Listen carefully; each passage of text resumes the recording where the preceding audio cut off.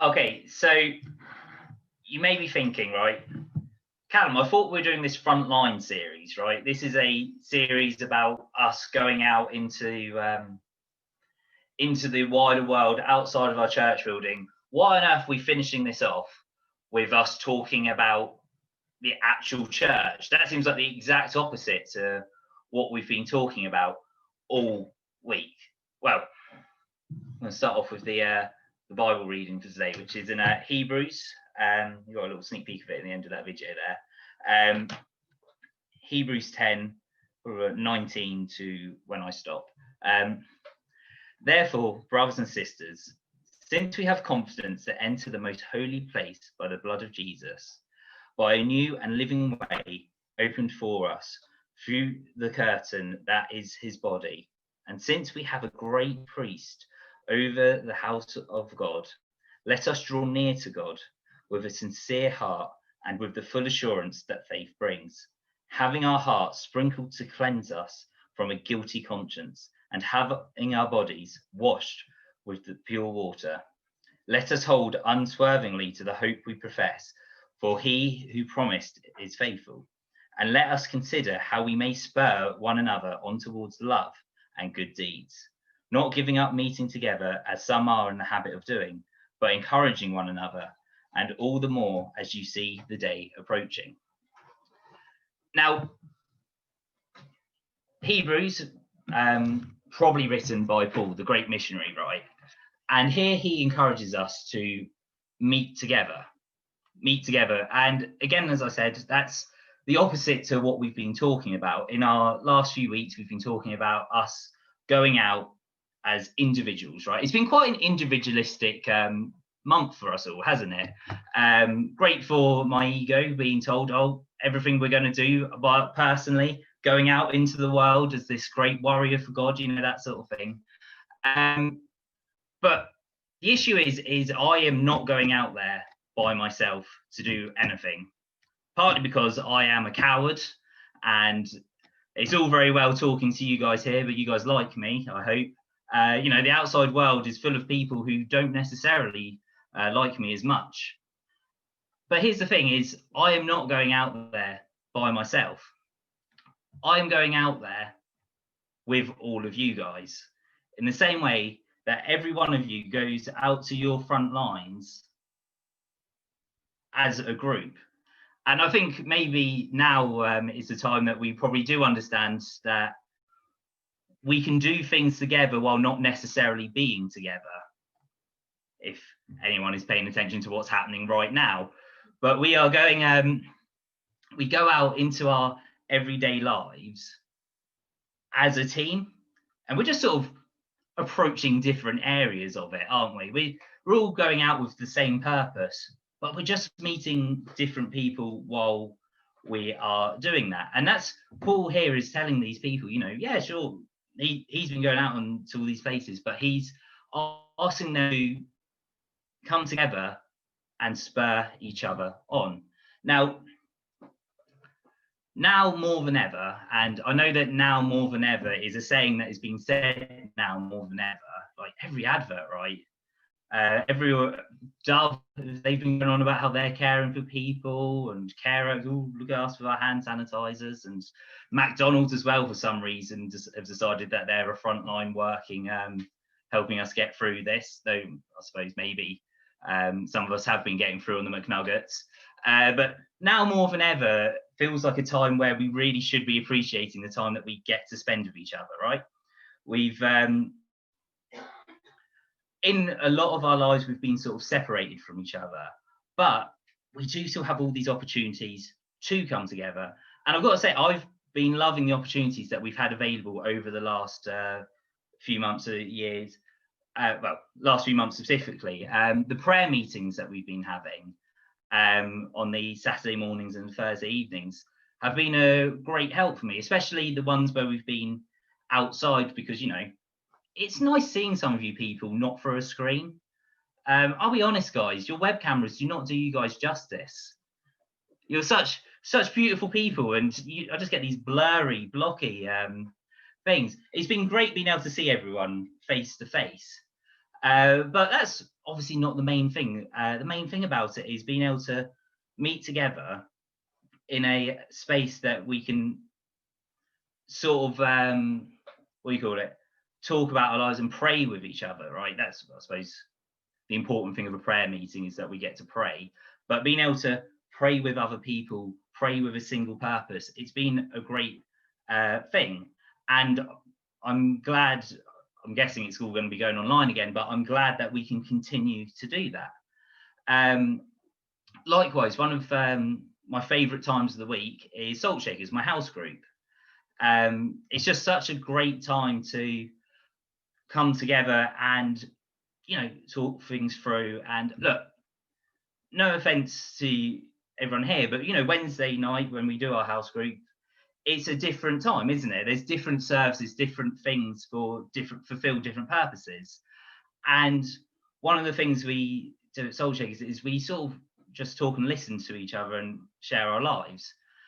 I'll be honest, so if you asked anyone what the purpose of the house group is, we'd probably say, oh, it's for Bible study. If someone asked me what I'm doing that night at work, and I go, oh, I'll say it's my church group, and they ask me, oh, what do you do at church group? I'll say, oh, we'll come together, we'll read a Bible story, we'll discuss it in great depth, and then we'll pray. And I'll be honest, I think we're probably lucky if we hit maybe 40% of our time at house group doing that stuff. The majority of the time is just joking around and mucking about, if we're honest. No matter how high and mighty our ideals are when we come into that meeting, no matter what large theological concept we're going to try tackle as a team, it normally ends up with everyone just making fun of each other for a good half hour first, or it's just normally me shouting out about Calvinism and trying to completely derail the conversation. But the thing is that's not a bad thing, because the main purpose of the house group is us having a time together, being able to meet up and share our lives and, do as Paul said, spur each other on. I've got to say, I've got a bit of an ego on me, and I have loved this last month, because there's been lots of opportunities. I'm not sure if everyone else loves this, but this is one of my top 5 things. There's been so many opportunities in every church-related thing to talk about myself. Because it's been constantly asking each other questions of, oh, and what do you do at your work? And what are you going to be doing then? And who do you see? And that sort of thing. And it's been lots of everything we've been doing. It's saying, oh, Callum, why didn't you tell us something about your life? And let me tell you, I have got, and then probably about 20 minutes later, someone shouts, Callum, can we actually answer the proper question here? And oh yeah, I'll work. But it's been great to have that time to talk through with each other and, encourage each other about what we're going to be doing in the next week. And, it sort of gives a slight purpose of, I don't know, an accountability almost of when I've told everyone, oh yeah, I'm going to talk to everyone at my work, suddenly there's sort of a commitment there compared to, being sat on a Sunday and whoever's talking going, wouldn't it be great if you did that? And you go, yeah, it would be great. Not going to do it because no one is going to ask me about it. But, being part of that house group family has always been great because it does push forward on that. And I do highly encourage everyone to spend as much time with your house groups as possible. Take every opportunity because it truly is one of my favourite things. But the other thing that I find probably more so spurs me on in my everyday faith life is hearing, weirdly enough, it isn't talking about myself, but hearing other people talking about God in their own lives. So this week, in fact, Anne Parker sent a group message to some of us who were at the last prayer meeting, and she'd asked for prayer for a certain situation, and she messaged us all to say how that prayer had been answered. And I got that message while I was at work, right? And it feels a bit almost invasive, right, when you're at work and suddenly there's church things going on as well on your phone, which is a great thing, but it feels a bit odd sometimes. But the rest of the day, I was like, man, isn't it great that God was able to answer that prayer? I'm not sure if everyone else has this thing that every time you hear about an answered prayer, it's like, oh, so this stuff does work. Like I'll go to all the prayer meetings, but it just seems like a surprise every time. And I know that's on me, right? But I'm just constantly relearning how great it is to have a God who answers prayers. And it's just there's this thing where we've got this message through saying, hey guys, just to let you know, this prayer was answered. And the rest of the day, I'm like, my confidence is up. I'm like, yes, I believe in a God that can do things. And I think the people at work notice that because they see that I've just got that slight more confidence in when I'm talking about things when I'm with them.